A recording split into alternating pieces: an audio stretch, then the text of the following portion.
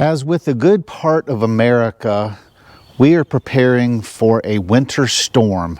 They say it's going to be 3 to 5 days with an inch of ice, maybe up to 2 inches of snow, power loss, extreme cold, and all the other things that you don't want to be in.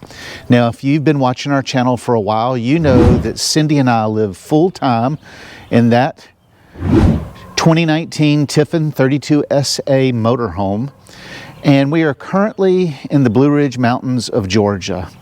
Now, typically, we try to stay in warmer climates. Like we worked this past summer in New Jersey. They wanted us to stay the winter. We said, no, we're going to go down south. But even if you go down south, you're subject to winter weather, and we are about to get some. So I thought I'd go over a few things that we've learned to do over the last 6.5 years of full-time RV life to prepare for winter. First thing is, more than likely you're not going to have city water because your hose will be frozen, or in our case here, our water stanchion is not winter ready, so the park requires us to shut off water. So one of the first things I did this morning when I got up is I filled up our 62-gallon fresh water tank. Then what I will do this evening, once it gets down closer to freezing, it's currently 38 degrees. They say it's going to be 19 degrees tonight, and each night going forward it will be lower and lower. So I've got a trash can that I'm going to cover my spigot from.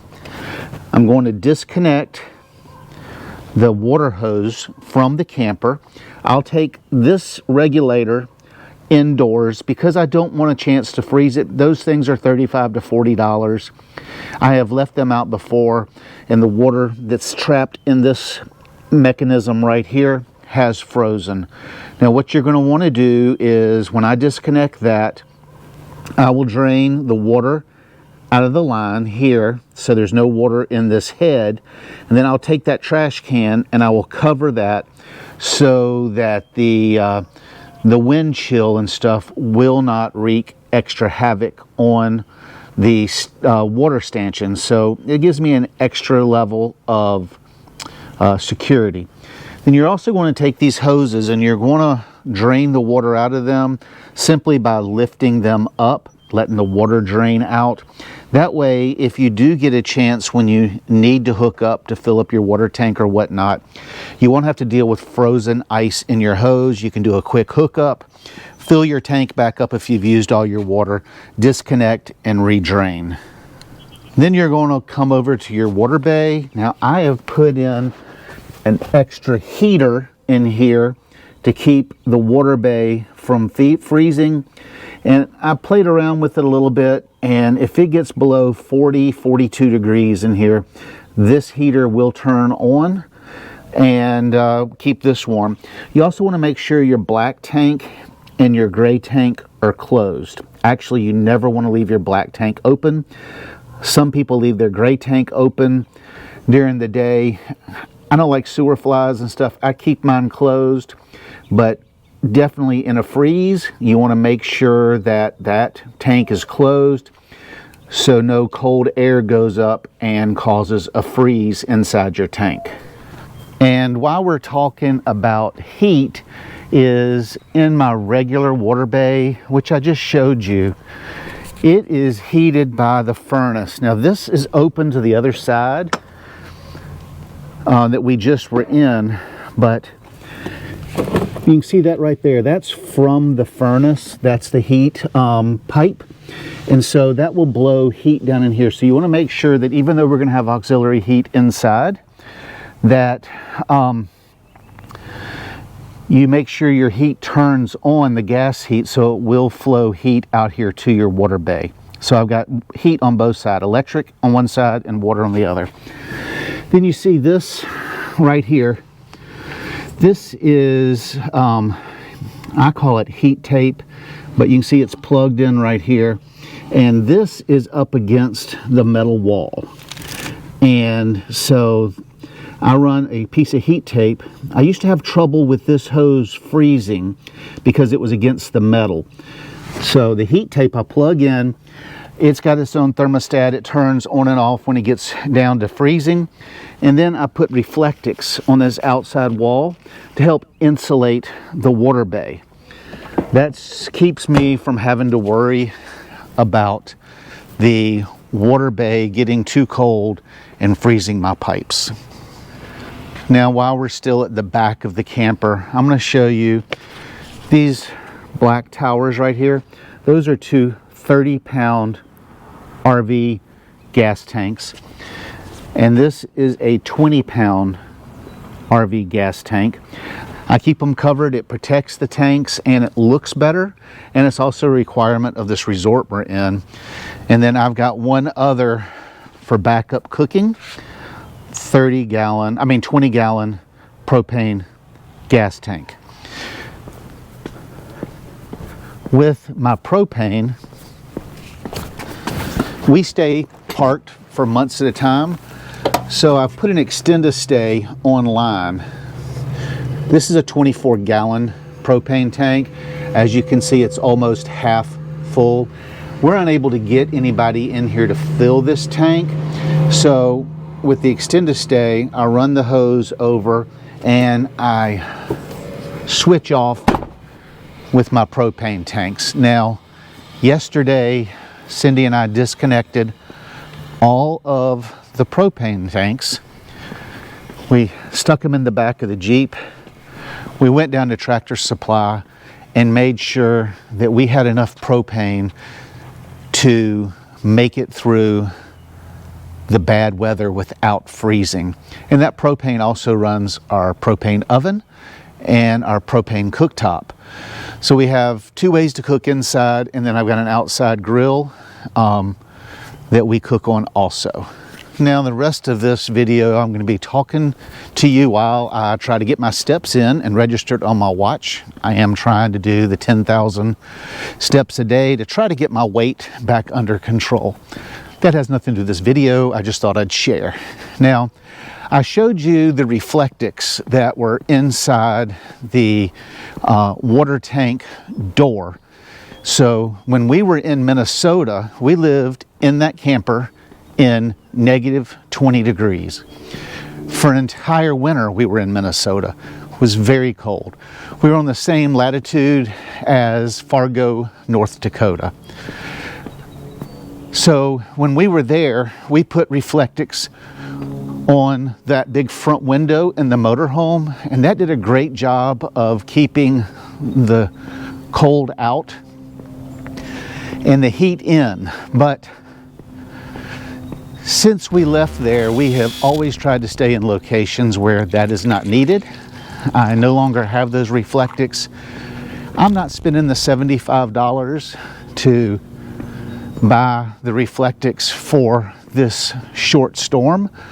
But if you did stay, like we've got friends that are in Virginia, and you know, in the winter they put Reflectix in their front window, and they put Reflectix around the whole bottom, and they put a heat lamp underneath the camper, and that will keep your floors a lot warmer, and it will keep you from getting all that coldness coming up and affecting the inside temperatures. The other things that you can do for the interior is, when we were in Minnesota, we have two roof vents, and basically it's an opening in the top of the camper that just has a plastic cover.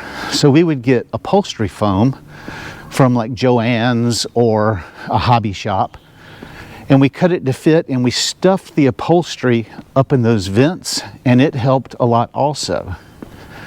And we also used thick rugs on the floors to additionally provide more insulation on the floors, so we didn't have as much cold coming up through the bottom of the camper. Again, we're not doing that for this short storm, but if we were somewhere that we had the whole winter was really cold, then we would do that again. So a source of backup heat is always a concern. Now, we typically run 2 space heaters inside our camper. So we have the one in the water bay, and then we have one in the bedroom, and we have one on that front dash. We make sure we get a 3 temperature space heater. I get them from Walmart. I think the ones I have now are Black & Decker. You can get them on Amazon. But my space heaters have 3 settings, 600 or 700 watt, and then 900 watt, and then 1500 watt. And they do a good job. The problem with the wiring in an RV is there's no way I could run 3 space heaters on 1500 watts because I'd keep tripping the fuses or I would melt the wires. So I make sure that my space heaters are all set on the low settings. Depending on when I bought them, it's either 600 watt or 700 watt. And that keeps us warm. Now, those will only work if you have power, because in my camper, I have 4 batteries, but those space heaters use so much power that after 15 minutes, all 4 batteries would be dead, and we would have no auxiliary light or anything like that. So they're only good as long as you have shore power. To help you with your power consumption, we have 3 of those solar power stations. We have 2 600 watt power stations, and we have a 200 watt power station. So last night I made sure that all of those power stations were charged up. I made sure I knew where my solar panel was for the power stations in case we lose power. And we can use those to charge devices.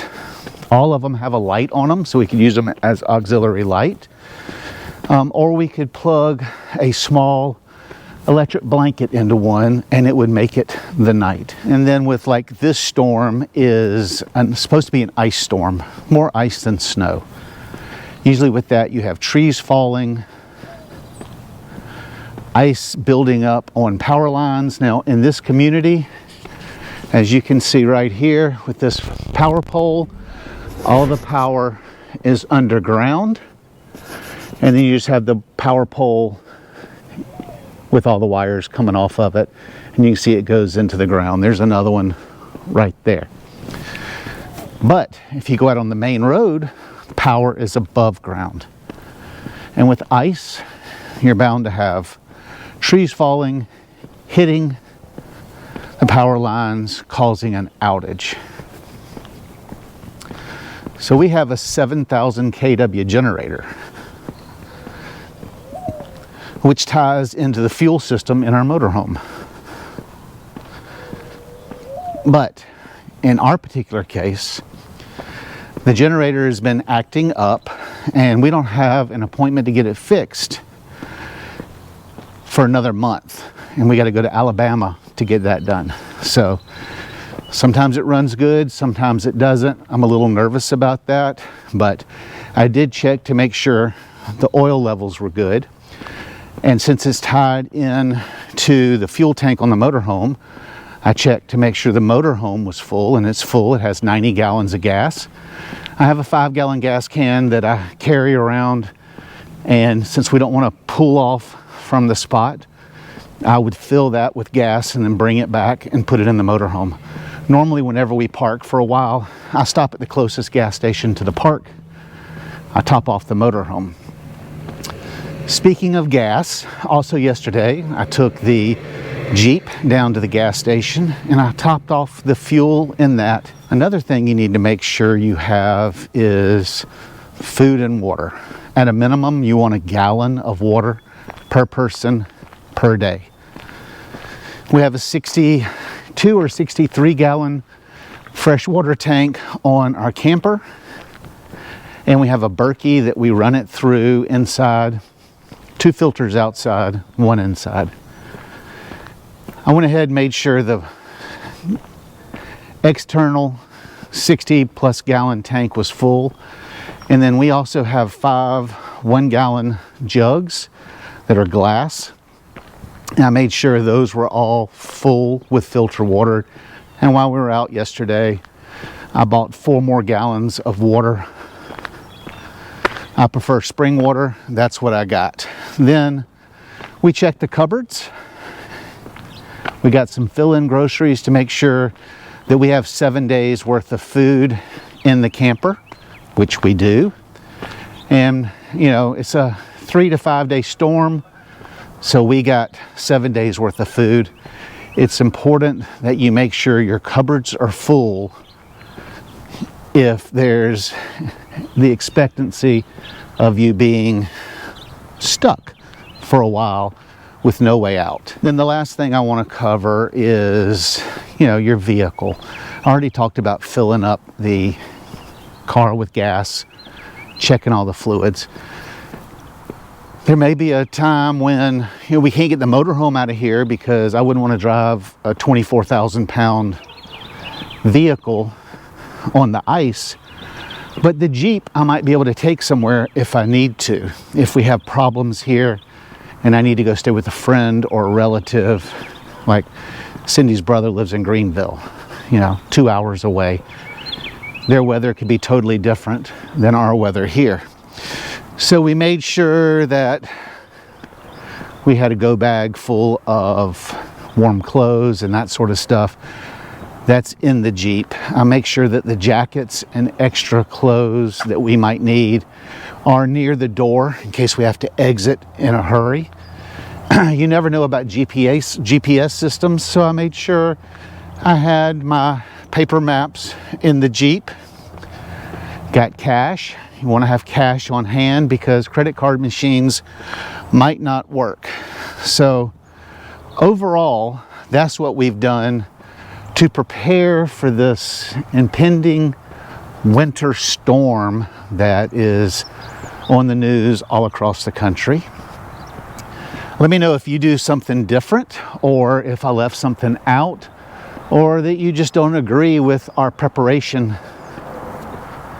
And I tell you, since I've started exercising, I'm out of breath, but I'm really trying to be due diligent to get back in shape and get my weight under control. And thank y'all for bearing with this walk and talk video and hearing me gasp for air. But being fit is another important part of being prepared for what life throws at you. Till next time, safe travels. I hope y'all manage the storm well. I'll see you on the next one.